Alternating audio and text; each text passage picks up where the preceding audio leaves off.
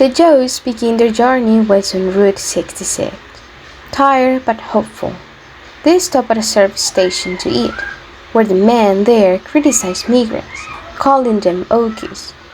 But there, the Joe's dog runs into the road and is hit by a car, which deeply upsets the family, especially Uncle John, who feels guilty for not stopping the dog.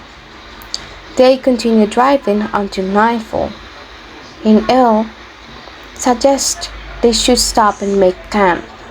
They pull over next to another traveling family, the Wilsons, who are also headed to California.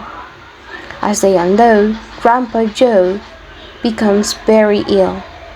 The Wilsons kindly offer their tent so he can rest. Sadly, Grandpa dies that night. Since they can afford a proper burial, the family decides to bury him themselves, even though it's against the law.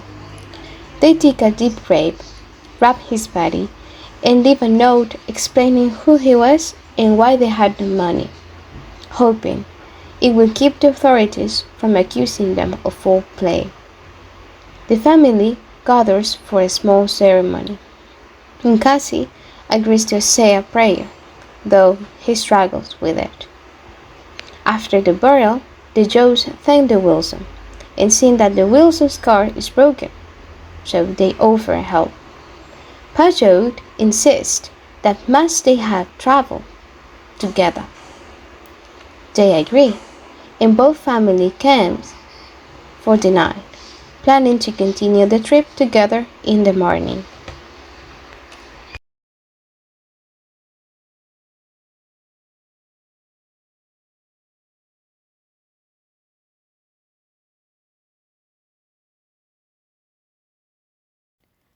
The Jode family finally crosses the desert and enters California. The journey becomes even tougher, and Grandma dies during the night, but Ma keeps it as a secret so the family can continue moving without delay.